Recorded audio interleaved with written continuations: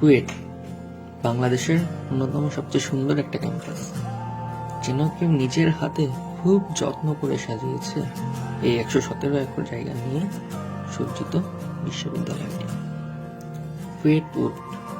কুয়েটের প্রধান আকর্ষণ, যা অন্য যে কোনো বিশ্ববিদ্যালয় থেকে কুয়েটকে আলাদা করে, এটা আর্কিটেকচার একদম অনন্য।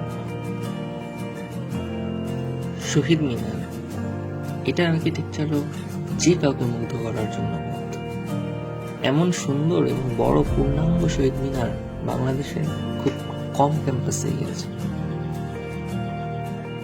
দুর্বার বাংলা, বাংলাদেশের স্বাধীনতা যুদ্ধের স্মারক ভাস্কর্য, কুয়েটের জন্য আইকনিক। বিজয় দিবস কিংবা অন্যান্য জাতীয় দিবসে এর চারপাশ কুয়েট ফ্ল্যাগ দিয়ে সজ্জিত করা হয় এবং পুষ্প অর্পণ করে শ্রদ্ধা জানানো হয়।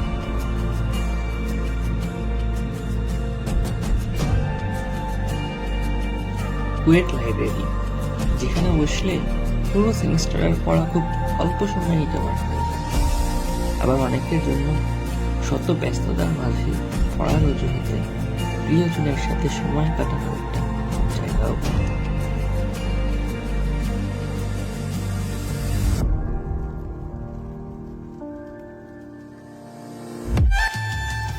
কুয়েটে রয়েছে মোট 60টি হল, 6টি ছেলেদের এবং 1টি মেয়েদের।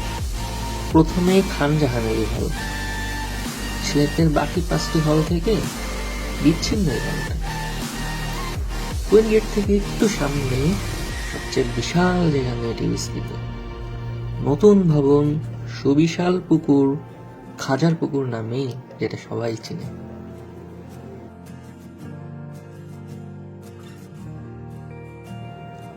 এরপর ডক্টর এম এ রশিদ হল,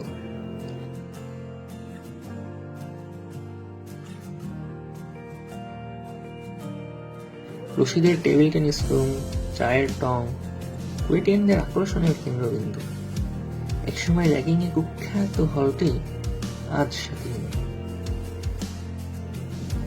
শহীদ স্মৃতি হল, যা পূর্বে বঙ্গবন্ধুর নামে ছিল, জুলাই শহীদদের স্মৃতিতে নতুন এই নামকরণ।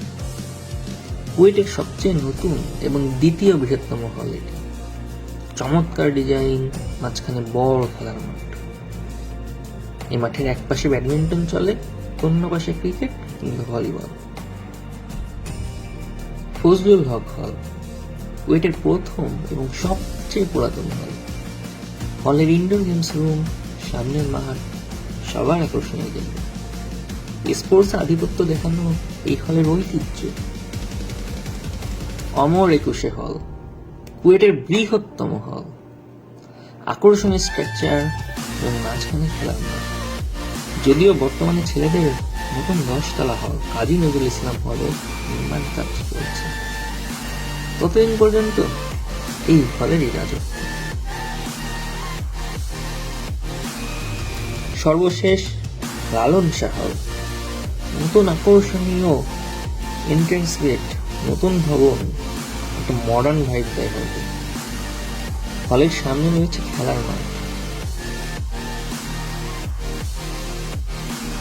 সব হলেই রাত যত গভীর হয়, মাঠগুলোতে খেলার উত্তেজনা আরো তীব্র হয়।